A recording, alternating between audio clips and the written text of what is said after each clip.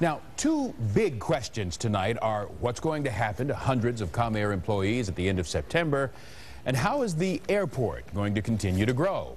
9 News reporter Tom McKee continues our live team coverage with the answers to those questions. Tom?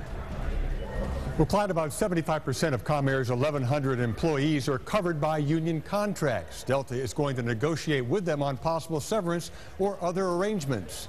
Non-union workers will be handled by Delta. Outplacement services will be available. Cincinnati Northern Kentucky International Airport will continue to retool itself in the post-Comair era.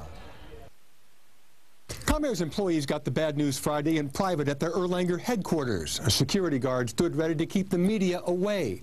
However, the closing was the talk of the Northern Kentucky Chamber's government forum, especially the 1,100 employees. Obviously, we feel terrible for those that are losing their jobs. I think it's 1,100, 700 of whom live in Kentucky. Lynn Judd represents 412 Comair flight attendants who are members of Teamsters Local 513. She hopes many of them can quickly find other employment. We're asking for some preferential hiring with other airlines, with possibly Delta. You know, we're still talking about a severance package with them. It's in the very early stages. We're hopeful.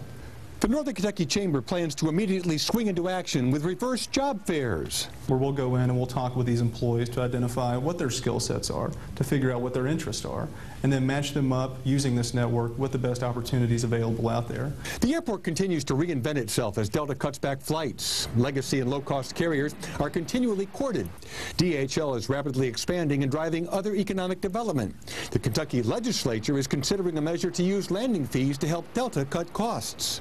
People that handle baggage work for Delta, and a lot of airports, other airports across the country, they work for the airport themselves. So they would have been able, this legislation would have encouraged that transition to have these baggage folks and other assistance employees to work for the airport rather than for Delta. Now that's been held up right now over questions about potential costs of those workers joining the state's pension system.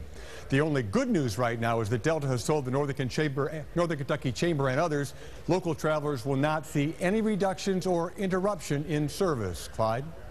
All right, thanks, Tom.